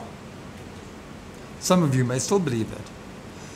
But anthropologists really hang on to that view to make sense of society. And Mary Douglas proposed a very simple and very interesting toy that I think is going to stick with you for a long time and maybe befuddle your thinking and turn you into short-term social constructivists, at least, once you understand it. She said that everything that a society can be, and therefore everything that humans can be, because society makes humans thoroughly what they are. It furnishes them with their ability to laugh at jokes. If there's no joking relation in society, we cannot have jokes. If there is no such and such relation in society, we cannot have eroticism or attraction. If there's no such and such relation in society, we cannot have insanity or sanity. If there's no such and such, we cannot have meaningful language.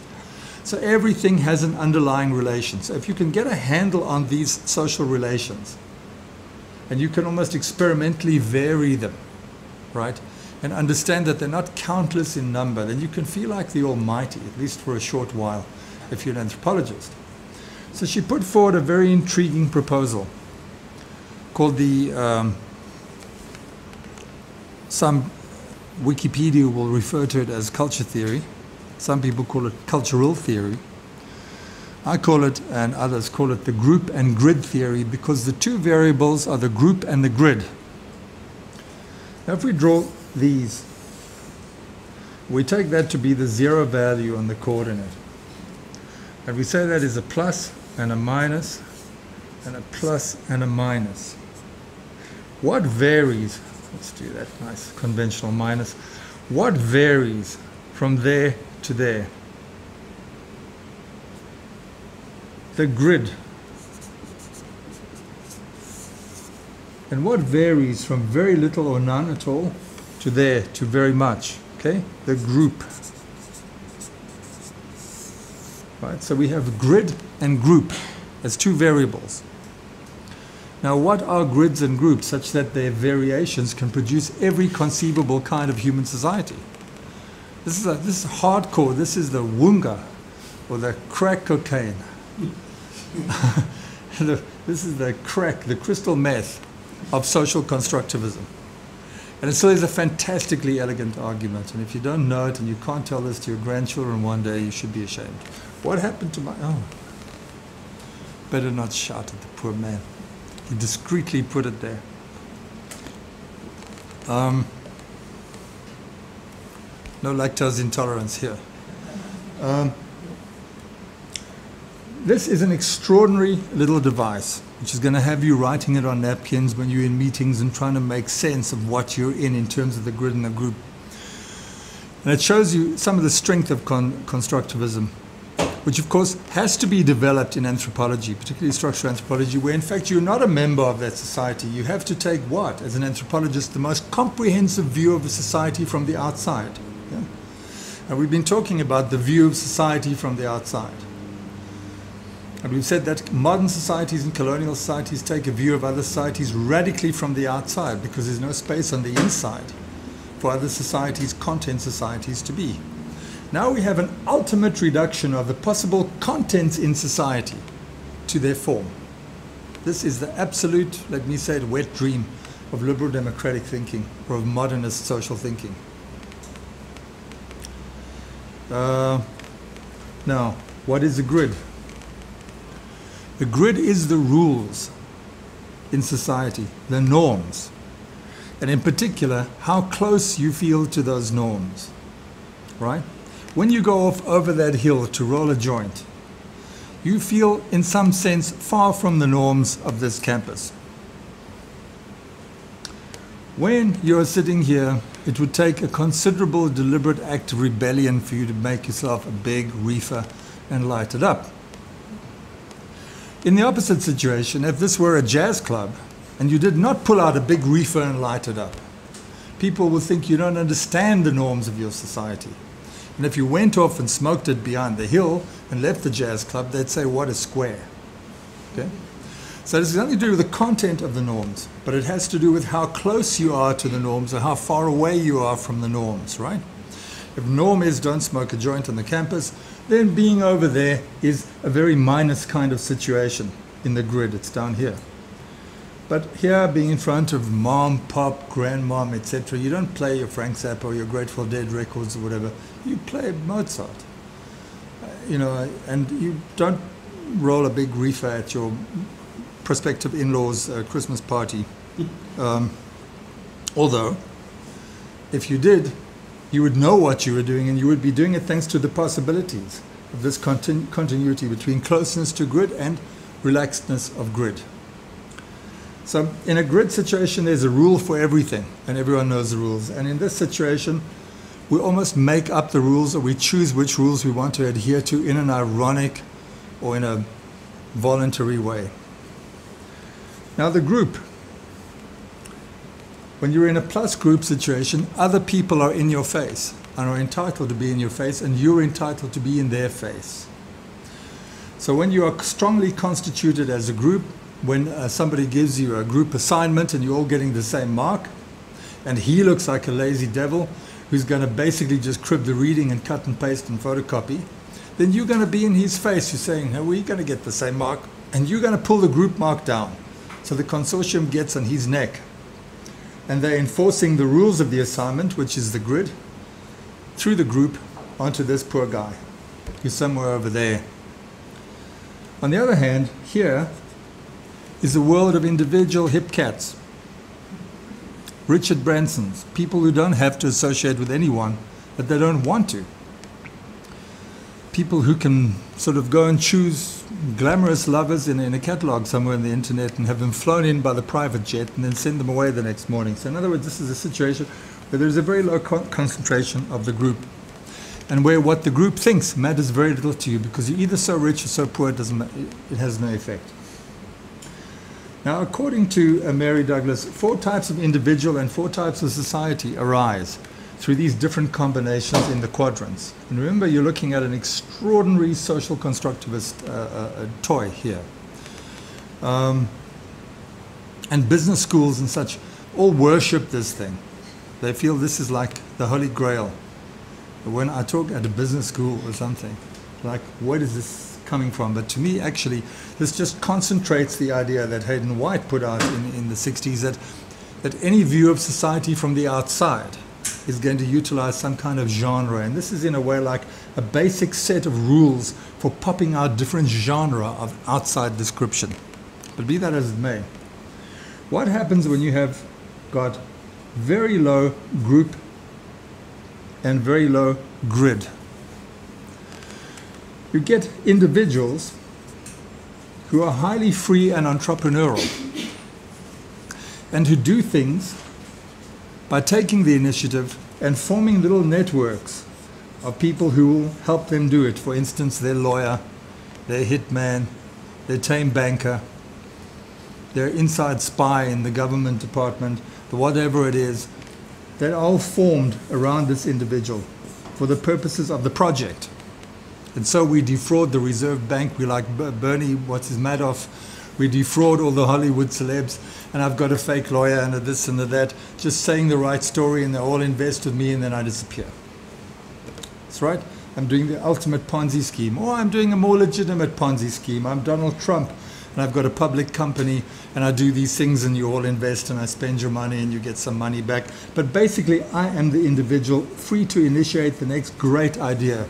Richard Branson is such a mystique because he's this individual who just pops out these great ideas. But in order to do them, he of course needs some kind of association. But the association is all people walking behind him like that, carrying out various functions. And for the duration of the project, until they either all make millions or they all go bust, they all hang together. And then they go their separate ways and become freelance lawyer, freelance hitman, freelance financier, waiting for the next individual to come in here and put them together as a group. So in other words, there are no pre-existing norms for their association. They all think of themselves as innovators. And they put together this brilliant idea, which innovators and business schools want to replicate this method of innovation and so on. And on the strength of this unique idea, other people are drawn into some kind of cooperation. But nothing institutional comes of it, because once the project dissolves, they all go their separate ways. This does not create a Wall Street, but it happens in Wall Street, because Wall Street is like a sort of very open-ended institution allowing these kinds of associations to happen. On the opposite side, where you've got a very high degree of norms and very visible norms, and a high degree of group where everyone's in everybody else's face, what do you suppose you get here? 10 out of 10. The Vatican. Not only religion in the sense of I'm interested in religion in my spare time, but full-time institutionalized religion that is quite prepared to take over the universe and any other spare universes. So you have the Pope at the top of a hierarchy, and you have the Almighty at the top of a hierarchy, and into this hierarchy you've got a place for everybody, and everybody in their place, right down to some worm. And so this system is managed and forms itself instead of these loose hustler coalitions. Here we have a hierarchy, and the hierarchy makes itself bigger than the individuals. When one pope goes, another pope comes into it. When one altar boy goes, another altar boy comes into it. When one priest is had up for pedophilia, another priest comes along to take his place and take up his stock and his constituency. And so when one worm goes, another worm comes along. So you have the great chain of being here expressed as a hierarchy. And of course, feudal societies have hierarchies, and it's not just religions. But in fact, any hierarchic society has high grid and high group. But today, the Vatican, which is an admirable and extraordinary social achievement, let's not underestimate it at all. Let's not be moderns and deride these things, is an example of this. But bureaucracies, the Soviet bureaucracy, the systems that administer colonialism, all have that form. And they all have an explicit set of norms. You have a rule book, you have a catechism, you have certain ways of behaving, and everything is codified, right down to what you think. Ignatius of Loyola tells you must do certain exercises to get a hold on your thinking. So everything is potentially fittable into a hierarchy. And it's easy to believe that such a subsisting, what do you say? Carrying on by itself, apparently hierarchy, prestigious hierarchy, is eternal. And you've entered into a form of eternal life and eternal society. But all you've got is turned up the heat on the grid and the group. And if you turn it down, your Vatican will melt into Eshel Rudy or Donald Trump or Richard Branson or some other hustler. Al Capone is a good example of this. Al Capone had a lot of initiative. He formed a gang. Gangs are good examples of this, right? But, you know, the market society and possessive individualism is a perfect example of this. Here is Ayn Rand, and here is everything she hates. Authoritarian social collectivist society, okay? United together in the intimate grip of the grid and the group, and just two little changes of variables, and then suddenly you don't touch that dial, choop, you've gone from the Pope to Mitt Romney. Now, these are the interesting ones. What happens when you've got a very high group presence? Everything you do, the same characters are around you. But you've got very few rules and norms. Your interaction depends upon your individual participation in the group. You can't point to abstract norms like the rules of the Vatican or the rules of a bureaucracy or the rules of a state hierarchy or a royal family to structure your association. You don't say, I relate to you because you're the second cousin to the prince and I'm the third cousin's wife, one removed. That is impossible. You have no such structure here. This is Protestant society breaking with this one by challenging the values of the norms and saying everything is down to individual conscience. Except, unlike Protestant society, we're not free as individuals to go our own way. We have to, in fact, identify and strongly manage our identity as a group. But not just Protestant society in Martin Luther's day, when it was this small, budding organization. Here we have Al-Qaeda, the PLO.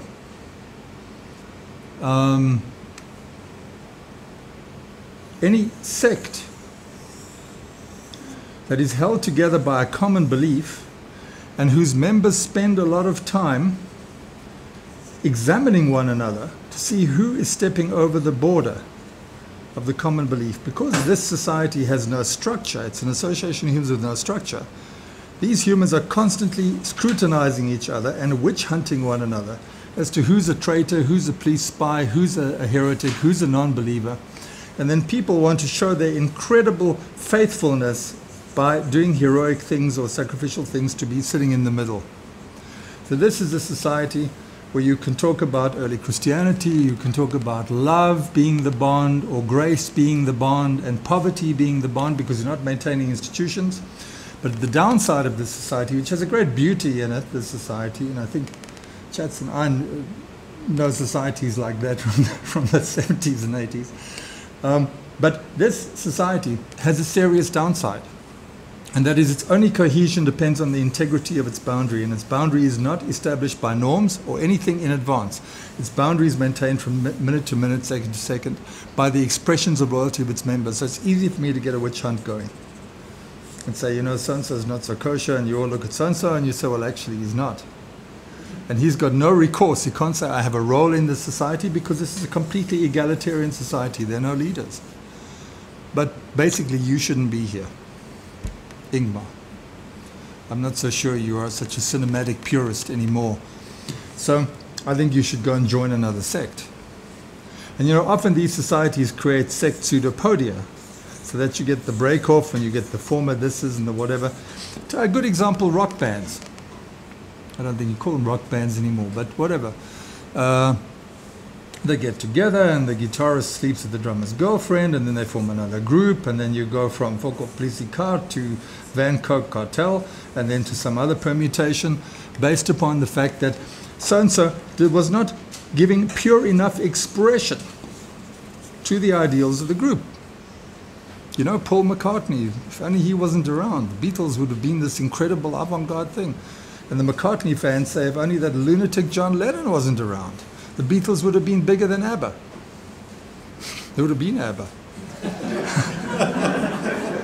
So do you understand the dynamic? And this extraordinary behavior all follows from the fact that there is a high group presence. The defining element in this society is that we are all in this thing together, but very few norms. Of course there are norms, but the norms cannot be articulated in any way and made into an institution, as in here. On the other hand, because this society has high group presence, it is committed to equality, so it can't mutate into that where you've got the big man who's the leader, the big cheese, Donald Trump or Alan Sugar, and they can fire anybody and replace them and maintain the group through shifting coalition and the power of charisma and money. Now that you've seen this Bible of constructivism, you must be wondering, burning to know what's here. Here you've got a very, very low level of group. People see one another, but they feel no common cause. You've got a high level of group here. You've come here for a particular purpose for at least 1 or 2 hours. You all know why you're here, etc., and what the expectation is of me, and so forth, which I hope I regularly disappoint. And then the grid is extremely high in this situation. So in this situation, right, we find the Queen of England, who is subject to all kinds of rules of protocol and behavior and can't just wing out and do what she wants, but has no peers. There's nobody like her in the whole society, so she's a completely isolated individual. She's very low on group. But we also have prisoners who don't want to be in those orange jackets and associating with one another and hiding from each other in the showers, etc. They're all thrown into this situation with a low level of group. They in fact hate each other. You know, I'm the only one who's not a criminal here, and all you guys should be here, but I'm innocent. So they all hate each other, but they are subject to draconian norms. You get up at this time in the morning, so much time for exercise, so much time for socializing, visiting, etc. So this group here, Queen of England, prisoners, conscripts in an army, people who in fact are in a society but feel no solidarity with that society, but are subject to the laws of that society, exiles, refugees. Now what's interesting about this is not only that it strongly characterizes different expressions of human association, it strongly characterizes, in fact determines the possible thought patterns. As your group and your grid associate, so you may experience and think. And this is the real punch in social constructivism, because it's saying that not even experience, thought, whatever is free. All of that is derivable from the society. The nature of the grid and the group you're in, the nature of the social relation, which is always modulated from, or what do you say, like derived from grid and group, will determine what you may think, what you may be, what you may find funny, what you may aspire to, what you may regret. You are radically determined by this. So for instance, in this kind of society, you will easily have a dual universe. One universe which somewhere else sets down the rules for the hierarchy, and these are not to be interfered with on earth. So you'll have an eternity that provides the rules. And then here, you will have corruption and change in this earthly world. And you're constantly taking corrupt and frail humans and making them better by putting them in the hierarchy until they go all the way up to heaven and take part in the world the hierarchy comes from. And then they are purified souls. Or in Franz Kafka, perfect bureaucrats or infallible judges. This fantastic story by Kafka, very short story, called The Penal Colony, where they have this strange machine that inscribes the sentence on the body of the prisoner. And it's never quite perfectly described. But then the warder discovers he's bent the rules and he has to jump in the machine himself. So, you know, the kind of thinking that comes from giving an absolute prestige to the form. And that form comes from a metaphysically other place, all right? Not that far from liberal individualism, by the way. The institutions of liberal society are exactly like this. But the behavior of liberal society is exactly like this. Yes, form and content. Here, we have a society that is based on radical equality. Everybody, Paul believes that John is exactly as good as he is, and they're each contributing to the Beatles' success. That everybody is obliged to come up to the same level and contribute in to the common project. So here you have an extreme laboratory of democracy. We're all brothers, we're all kamikaze pilots, we're all suicide bombers, we are all early Christians, we are all Quakers. And we're all members of an NGO. I'm not in it for the money, I'm in it for the good of society. And we're all sacrificing our time and our energy and whatever. And of course, NGOs are wonderful sociologic places to study witch hunting. Because they run on witch hunting, they spend the time witch hunting NGOs. You know, they're like a sort of predatory spider. It's like what this guy says the AIDS virus can be induced to do. I don't know if you've heard. The AIDS virus can be induced to destroy itself.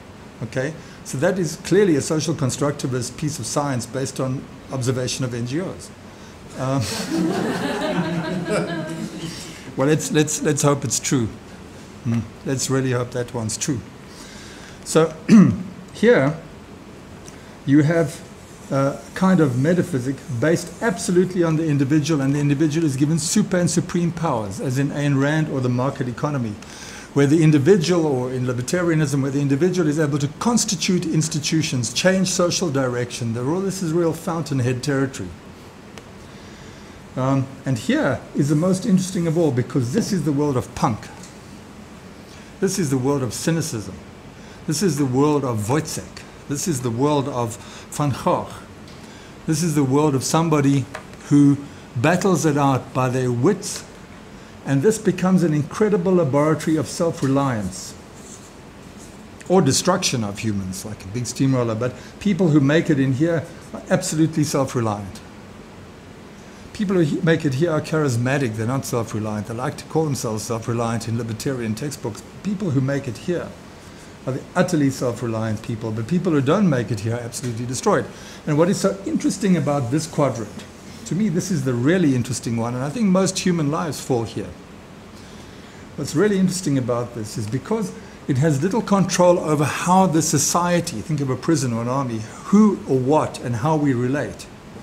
But it is subject to norms or grid coming from afar, coming from the outside. This is the colonial world.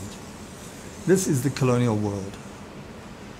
And what makes me think that the Afrikaner people were subject to a colonial setup like this rather than implementers of it is that they have the typical thought process or the religion or the metaphysic, if you like, of this quadrant.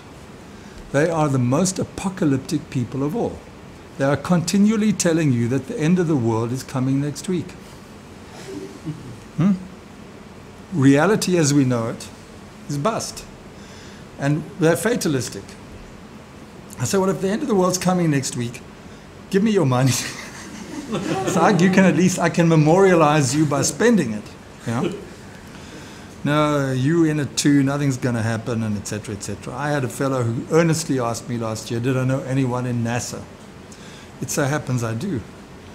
So I said, what do you want? You know, souvenirs, astronaut calendars, what do you want? He says, I want to commission a rocket to get off this planet for 2012, the whole Mayan thing or whatever, or the rapture, and then get back. I said, get back to where? I said, I'll solve that problem going forward. I said, how are you going to do it? He said, there's a whole consortium of us.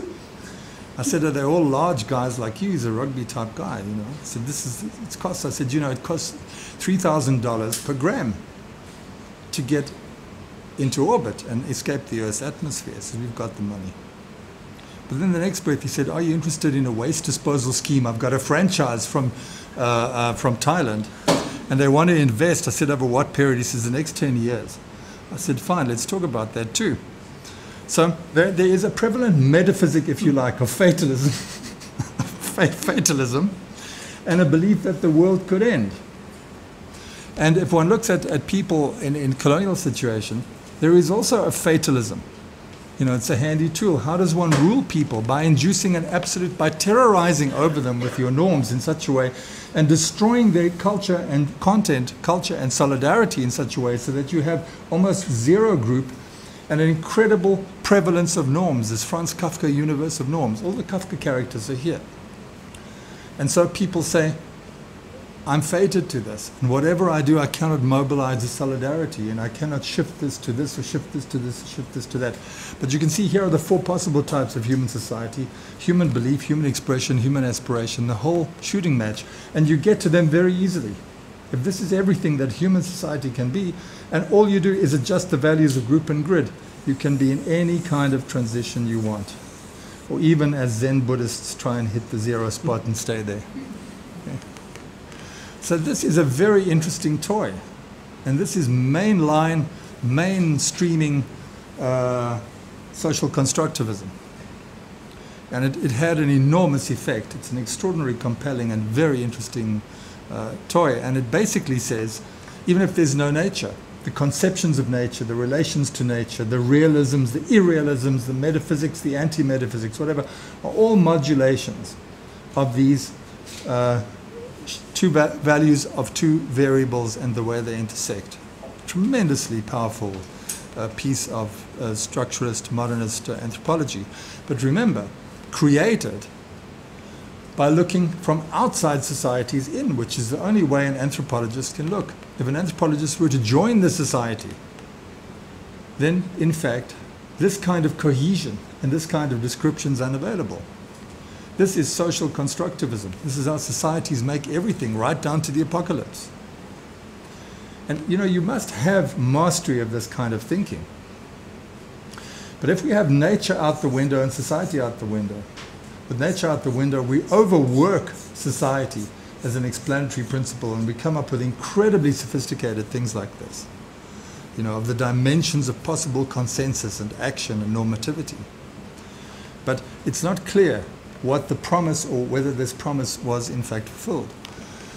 We now face a situation where we've been through maybe 3 decades of disenchantment with social constructivism. We no longer believe there is such a thing as society, that there's a whole that is bigger than its parts, etc. And we believe that we have this kind of vision only because in some fairly temporary way our society or our historical viewpoint has in a sense been fixed or freeze-framed. We are now more interested in what happens when you're not freeze-framed. If there's no nature and no society, how do we go forward? How do these things we call religion, art, law, science, politics, how do they thread their way through what? If they're not threading through society, because if there's no society, if they're not threading their way and bouncing along nature and are manifestations of some sort of underlying substance, then where are they? If they're just conventions that we agree to stick to, like if we're playing klabayas in here and we'll play by the Queen's rules, then that's social constructivism. But if the rules of klabayas did not emerge out of nature by some strange, act of evolution, then in fact They have no natural foundation. So they're not purely conventions. There are certain ways of bringing together these social materials and things, but things no longer mean what they mean, just as these actions no longer are expressions of a larger society. What if, in fact, we have to raise the question of what is the mode of existence of politics? How does it go from one instance to the next? What is the mode of existence of any organization? Say it's architecture. Why do I spend my time, some would say waste my time, on organizations like GIFA or SIA or whatever, which are the attempts to give an institutional expression to architecture and to give a future and a continuity to it? Because they interest me. They are the places where there is some kind of stability, but that stability cannot be translated in realist terms or in social terms. So they need to manage something. And these are the points where one is going to break away from a modernist vision, which believes you've got nature and society, as we saw in our first session, and towards some other kind of awareness that different things have different modes of being, that they have different kinds of continuity, that they thread their way through situations and towards the future, and even create futures in ways which are not the ways we think. And therefore, if we're going to take possession of these things, we've got to think very differently. We cannot default to the simple modernist idea that there is a safety railing here and a safety railing there. It's as if we have to account for a roller coaster without the rails. So having kicked away the last two supports, nature and social constructivism, how do we approach this problem of making our culture, institution, society, world, reality objects? Not like little gods controlling the resources of society and focusing them like a magnifying glass to burn up ants, and not like a little Prometheus stealing the powers of nature and making the various things in history that we need to make the way Karl Marx thought history and human society was created or made or sustained. But we have to think this thing through in a very different way. And so the readings which I will post for you tonight, tomorrow, will be from someone who has really thought in a post-constructivist and post-realist, post-naturalist framework, and that is Bruno Latour. And Bruno Latour is somebody who is very difficult to characterize from a disciplinary point of view. Like me, he was foolish enough when he was young to think he should concern himself with the history and philosophy of science. And a lot of his initial work consists of a completely different way of understanding science, doing almost an ethnography, anthropology of science. And then it suddenly turns around and starts to become an extraordinary history of the fallacies and the self-misunderstandings of modernism of the last 300 years. And now he is proposing the issue and is kind of world famous around this question, which is the very question we've asked tonight. What is the mode of existence of knowledge, of art, of religion, of politics, etc.? If there is no one common resource from which these things are all shaped like a Lego set and made into different variations. On the other hand, these things aren't like cats going off in different directions that have nothing to do with each other. They permeate each other, etc. But we have law because some people talk law. We have politics because some people talk politics. We have science because some people talk science. We have architecture because some people talk architecture. You are here because you have a suspicion that the ways you are allowed to talk architecture are permanently glued to the training wheels of modernist ontology, nature and society. And I'm suggesting to you that from now on we explore what a universe, what our lives in reality are, minus these two big modernist props. Rorty gives us a hint of what this could be when he says, well, there are practices, and maybe we can manage to isolate our practices and isolate them from modernity and its assumptions and universality and its assumptions, and see what they are by participating in them. Charles Taylor gives us some kind of clue by saying that when we interpret our society, our views, our concepts, our beliefs, ourselves, our identities, we do not hit some bedrock at some point called society, constructing them, or below that nature, including human nature and Darwin and Dawkins and whatever. We in fact pass right through these things and its interpretations all the way down. So his view, which is strongly historicist and radically hermeneutic, and saying human beings are beings for whom being is permanently in question. That is another softening blow to this modernist situation. And Habermas says that very little of the original modernist ideal of a foundational reason or a social consensus or etc. can be rescued. It's more or less in bits and pieces. But to understand the problem, you have to read them all. And if you find yourself not understanding me, it's because you haven't read them all. You must get back and read them all. And this weekend, you must dedicate to rereading them all, because you've got to read them and read them and read them. After all, they're just one article. You know, you read more of that in Playboy. You always say Playboy is good for the articles. That's why you read it.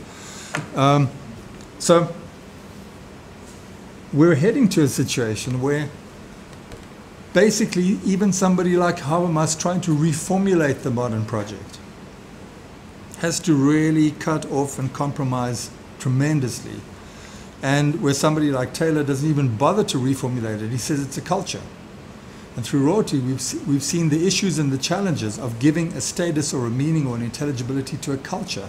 If everything we do is a practice, and every practice is a culture, unless we take the external modernist view of norms, and then tell ourselves for a few minutes when we're historians or when we are sociologists, that in fact there is a something called society and nature that can be rearranged into whatever the foundations are. But the minute we flip back into doing, that perspective is not available. And then we realize that if that perspective is just like mist. So then what do we have? We're in the middle of a very intriguing situation where the question of our going on being and the status of objects and things and the role they play in associating us with one another and the role we play in associating things with other things becomes foremost. And that is where architecture can play an astonishing role in reformulating a vision beyond the modern and reformulating an important vision for this country. Architecture has always been very central in the human association of things with things and humans with humans via things. So that's where I'll leave it tonight. I'll post the Latour readings. I want you to please just take them head on. And what you don't understand, just read past and carry on. And once you've skipped your way through it like a stone over the lake, go back to the beginning and read it again, because you'll find all of these writers give you the tools to explicate themselves. Any good writer does. Do you have any questions? You must have questions. Huh? Next week. Do you have any answers? Are you getting this?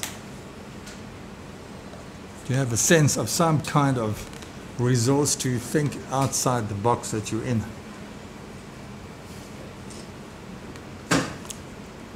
Hopefully, we arrive at a position that absolutely mainstreams architecture. But then it's up to you to go out there and make it stick. So is that it, ladies and gentlemen? Thank you very much for your time and your patience, and I'll see you next Tuesday.